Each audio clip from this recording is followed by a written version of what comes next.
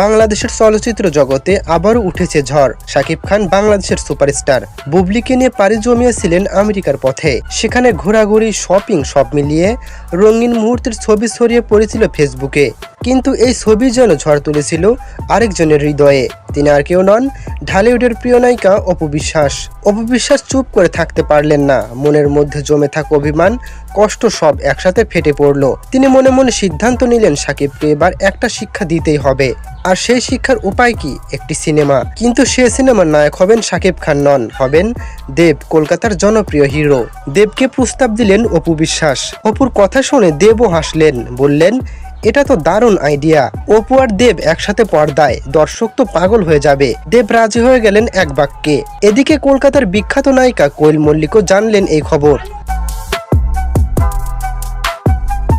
তিনি বললেন, অপু আর দেব একসাথে সিনেমা করলে সেটা হবে সুপারহিট। কোয়েলের মুখের এই কথায় যেন উৎসাহ আরো বেড়ে গেল অপুর। শাকিব খানের দিকে কিছুই জানেন না। তিনি তখনও বুবলিকে নিয়ে আমেরিকায় আনন্দ করছেন। কিন্তু সোশ্যাল মিডিয়ায় খবর ছড়িয়ে পড়ল, অপু বিশ্বাস আর দেব একসাথে আসছেন নতুন সিনেমায়। এই খবরে শাকিব খানও চমকে উঠলেন। ভক্তরা সামাজিক যোগাযোগ মাধ্যমে তুমুল আলোচনায় মেতেছেন। শাকিব এবার বুঝবে অপু কাকে বলে।